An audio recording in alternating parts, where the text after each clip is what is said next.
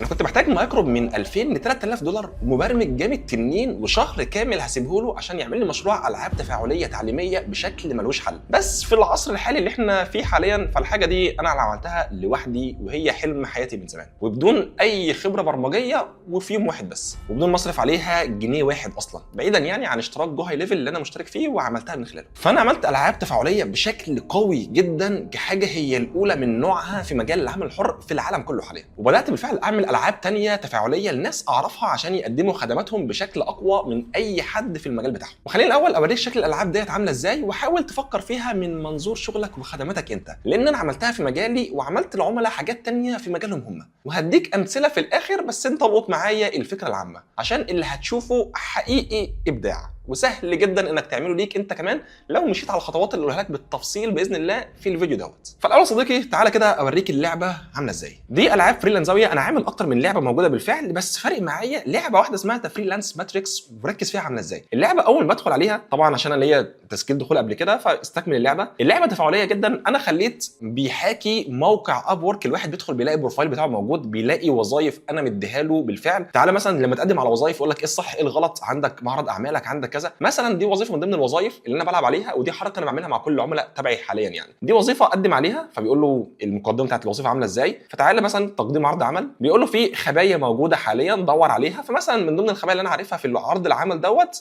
الجمله ديت، فلما ادوس عليها طلع فيديو ليا بشرح له النقطه دي عامله ازاي، وبعد كده بيقول له دور على الحاجات الثانيه، فلما ادوس مثلا انا عارف ان دي الحاجات الثانيه فخلاص بعد كده دي الحاجه الثالثه، بعد ما اخلصها بشرح له كل جزء هنا ده عامل ازاي مشروح ازاي بالفعل. في الاخر بقول له تقديم العرض الفايز ويطلع له العرض بتاعي، بعد كده استلام الارباح بيستلم فلوس فيلاقي في فلوس عنده في متجر في بروفايل بتاعه بيعدل عليه وكل حاجه منها في مساعده في مكتبه ممكن يشتري حتى كورسات، يعني المتجر من هنا في كورسات ينفع يشتريها بالعمله اللي بياخدها من اللعبه بالفعل، فممكن يشتري كورس نوشن تبعي فالكورس لما بيشتريه بيلاقيه ظهر عنده في المكتبه بتاعته فممكن يتفرج على كورسات. سيستم كامل من لعبه تعليميه بتحاكي كل حاجه، بيطلع لك اسئله في النص كل حاجه بالتفصيل الممل، وهتلاقيني بالفعل سيب لك اللينك بتاعها لو عاوز تجربها وتستفيد بيها وتعرف سيستمها شغال ازاي عشان تنطلق في السيستم بتاعك انت في العابك التعليميه انت. طيب ده كله اتعمل ازاي وفي وقت قد ايه؟ الحقيقه هو اتعمل في يوم واحد بس، كل حاجه خلصت في يوم واحد، بس انا قضيت حوالي 15 يوم بحسوك في المعلومات، بغير سؤال بسؤال وهكذا، يعني تعديلات جوه اللعبه عشان اخليها ماشيه بطريقتي انا. وهقول لك بقى ازاي كنت بجمع الافكار بصيغه بطريقتي، الطريقه اللي بنيت بيها الموضوع دوت كامل، فيديو فيه شرح كل حاجه بالتفصيل باذن الله. فيلا نركز سوا مع بعضينا عشان ننطلق في الشرح. وعلى الرغم اني عامل الالعاب دي مجانيه تماما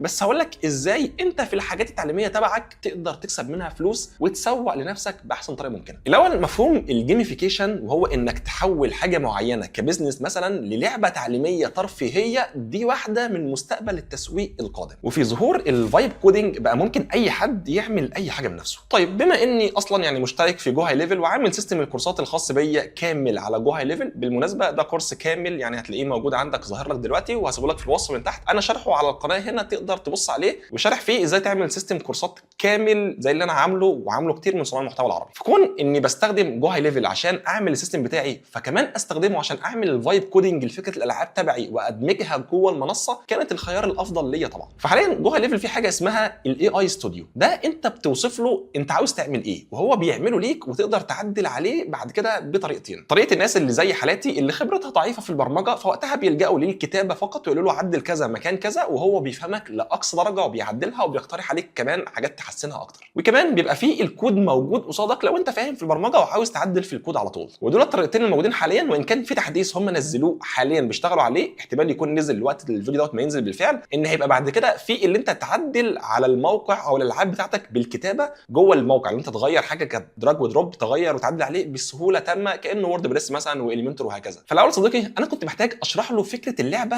اللي عاوز اعملها وهي محاكي الفريلانس، فعشان افهمه احسن حاجه انا عاوز اعملها وتكون مدمجه بطريقتي واسلوبي وكلامي انا مش كلام اي حد تاني، فرحت الاول فتحت نوت بوك ال ام ودوت تبع جوجل مجاني تماما، وفكرته انه ذكاء اصطناعي بس بيستند فقط على المراجع اللي انت بتديها له بنفسك مش اي حد تاني. فانا رحت ورفعت كل فيديوهات اليوتيوب التعليميه تبع الفريلانس والبي دي افس اللي كنت عاملها وكل حاجه بشرح فيها مجال الفريلانس تبعي رفعتها له بالفعل على النوت بوك ال ام. وفي الاخر رحت قلت له من المحتوى اللي معاك انا عاوز اعمل لعبه تعليميه فيها اختبارات واسئله، فعاوزك تجيب لي اهم 100 سؤال وجواب انا ذكرتهم لهم في المحتوى بتاعي وتجيب الاجابه بتاعتهم زي بالظبط بطريقتي انا اللي بشرحها. بالفعل هتلاقي قصادك ان النوت بوك راح مجمع لي كل الافكار الخاصه بيا وبطريقتي وقال لي اتفضل يا سباعي، دي اهم الاسئله الموجوده واكتر حاجه تعليميه ودي اجابتك عليها. وهنا كده دور النوت بوك خلص معايا. فرحت لجيميناي، ممكن انت بقى تروح لشات جي بي تي او اي حاجه بنفس النظام مثلا كلود اي حاجه تبعك، وقلت له الاتي: انا عاوز اعمل لعبه تفاعليه لاقصى درجه ممكنه اعلم فيها الناس مجالي اللي هو الفريلانس. شوف انت بقى مجالك هيبقى وقتها ايه وقول له الحكايه ديت. وبعد كده قلت له دي اهم 100 نقطه اتذكرت في المجال بتاعي بطريقتي انا في المجال ده، عاوز احافظ عليهم واطورهم بنفس الطريقه بتاعتي. بس خد بالك يا عم جيميناي ان عاوز اللعبه بتاعتي يبقى فيها تحديات ومراحل بيتطور فيها الشخص دوت ومحاكاه كامله كانها رحله تعليميه من الصفر لحد ما يتعلم كل حاجه مهمه في المجال ده بطريقه العاب ترفيهيه واختبارات وحاجات تحصل في النص وحدث، ولازم يبقى فيه دايما عامل اثاره موجود فيها. فالاول شوف الاسئله اللي معاك وهات لي 5 افكار كامله ممكن نمشي بيها ازاي في الالعاب دي. هو هيبدا يفكر معاك ويقترح عليك افكار كويسه جدا. انا عجبتني منهم فكره بدات ادور عليها وقلت له اني عاوزها تبقى تجربه كامله كأن حد بيفتح اكونت خاص بيه على موقع ابورك وبيجي له عرض عمل وبيقدم بيحصل كذا وكذا وهكذا، والاسئله اللي معاه دي هندمجها جوه الاختبارات اللي معاه بالفعل.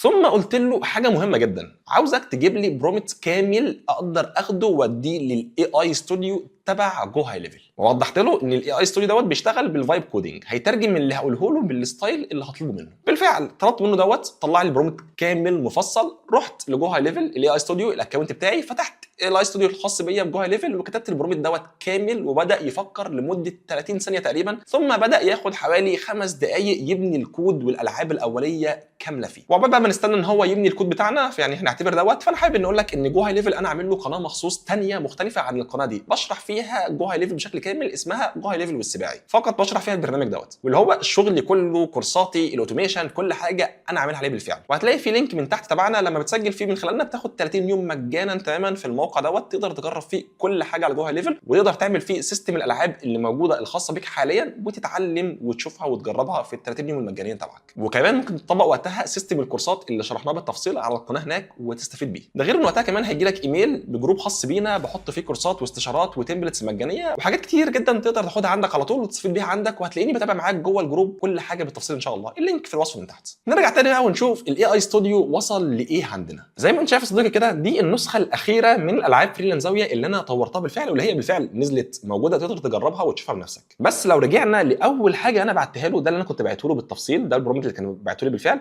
لو تعالى كده نجرب ونرجع للنسخه الاوليه اللي هو عملها لي، هدوس هنا بريفيو، طبعا ينفع ارجع في الهيستوري كامل واعدل حاجات واعمل اللي انا عايزه. دي كانت اول نسخه نزلت من الالعاب، كانت فقط لعبه واحده اسمها محاكي كابوس العميل. ابدا تحدي الان عباره عن اسئله ببعتها له وبعد كده بجاوب عليها ويقول لي والله الاجابه ديت حلوه ولا لا.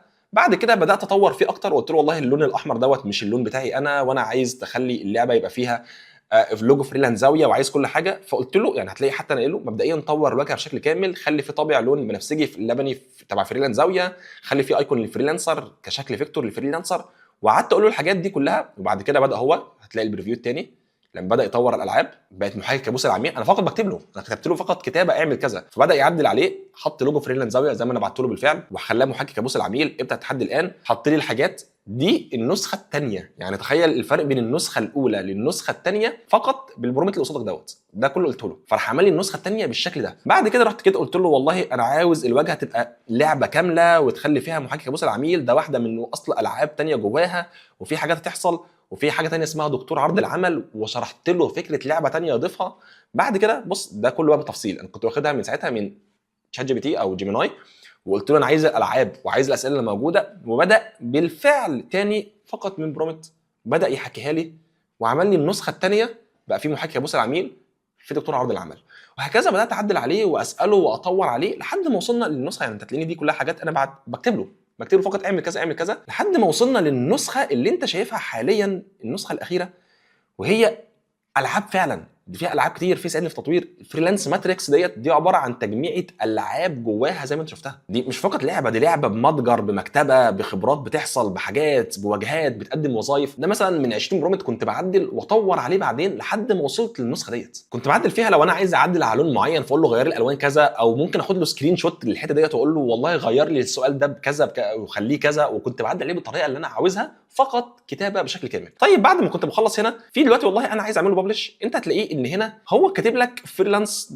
نايتمير فايب ريفيو دوت كوم. انا عاوز اعدل على الكاستوم دومين دوت، عايز اديله الدومين تبعي انا خاص بيا، فبروح قايل له اد كاستوم دومين. بعد كده بيقول لي الدومين تبعك، فبكتب اي حاجه تبع الدومين بتاعي اللي هي سب دومين، مثلا بكتب games.freelanzawia.com وادوس على كونتينيو بعد كده، فبيبتدي يفعل الدومين بتاعي ويقول لي هيوديك للدومين تبع فريلانزاويا وهنفعله. وموضوع بسيط جدا بيحصل بكل سهوله. اول ما اكتب اوثرايز دومين هيوديني للجودادي اللي انا مستضيف عليه الدومين بتاعي، وهننطلق مع بعضنا سوا ان شاء الله. طيب حاجه ثانيه عشان دي اللي انا طولت فيها شويه وسالت الناس في جو هاي ليفل بيعملوها ازاي عشان اعرف اعملها. انا اللعبه بتاعتي معتمده عن الواحد بيكمل في رحله، بيعلى، بيجيب فلوس وهكذا. فالاي اي الفايب كودينج مش بيحفظ التقدم، فانا كنت عايز ان الواحد لما يدخل يحفظ التقدم بتاعه بدل ما يعيد كل شويه. يعني مثلا تسجيل الخروج وفي بعد كده في تسجيل دخول، الحركه بتاعت تسجيل الدخول دي ما كنتش عارف اعملها، انا طولت فيها فعلا. فانا كنت عايز لما حد يسجل دخول يقول له استكمل اللعبه، انت معاك فلوس كذا ومعاك تقييم كذا، عشان ما يعيدش من الاول. فدي انا عملتها ازاي؟ في الموقع دوت كان اسمه سوبر بيز او سب بيز، يعني مش عارف اسمه بالظبط ايه، بس هو الموقع دوت بالتفصيل.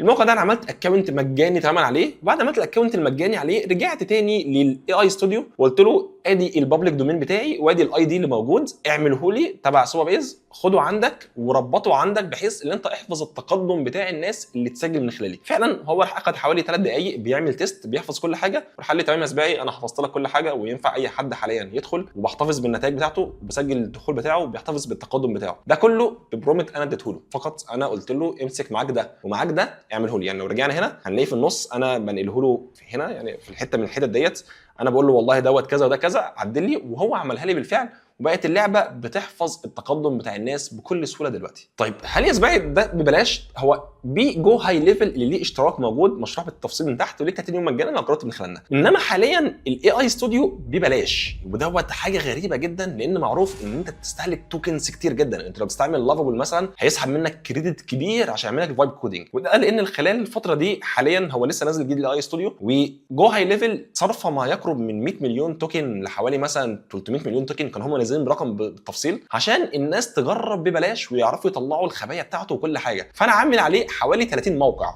المواقع بتاعتي كلها انا عاملها بالاي ستوديو وكل حاجه، وشرحناها بالفعل على القناه الثانيه، فهم عاملينه حتى الان مجانا تماما. استهلك زي ما انت عاوز، اعمل زي ما انت عاوز مجانا. بعد كده اعتقد هتبقى بي از يو جو، اللي هي انت بتدفع على حسب استخدامك. هتبقى كام ما نعرفش بالظبط، بس حتى الان هي مجانا تماما. وهم قالوا لما هتنزل بسعر رمزي بسيط جدا، لان هي فعلا انا عملت لعبه كامله وانا ما بفهمش اي حاجه في الكودينج ولا برمجه ولا اي حاجه، وبطور عليها بطريقتي. واللعبه حاليا الحمد لله في ناس كتير مسجله فيها، وهي فعلا فارقه جدا. لو انت عايز تتعلم مجال الفريلانس انصحك ان انت تشوفها وتفرق معاك جدا باذن الله. وده بس كده كان شرح ازاي عملت سيستم الالعاب تبعي، لان لما الحمد لله نزلناها واعلنا عنها كتير بعت لنا طب انت عملتها ازاي، فحبيت اقول لكم الطريقه تفصيل ممل انا عملتها ازاي. ما تنساش تشترك في القناه الثانيه اللي هي جو هاي ليفل والسباعي لو حبيت تنطلق في 30 يوم مجانا وتشوف جو هاي ليفل بنفسك وتجرب وتعملها في السيستم بتاعك. انا عاملها بالفعل من العملاء بتوعي وهكذا، فانطلق فيها باذن الله. وممكن بعد كده تبيع الالعاب ديت باشتراك تبع الكورس بتاعك. في حاجات انا كنت عامل وقتها مثلا في الرئيسيه لو رجعنا ساعدني في التطوير. هنا ممكن تحط لو انت عاوز مثلا حاجه لحد عايز يدفع فلوس عشان تفتح له نسخه اكتر او كده، براحتك انت. في افكار كتير جدا هتلاقينا بنشاركها ان شاء الله في الجروب تبع جو هاي ليفل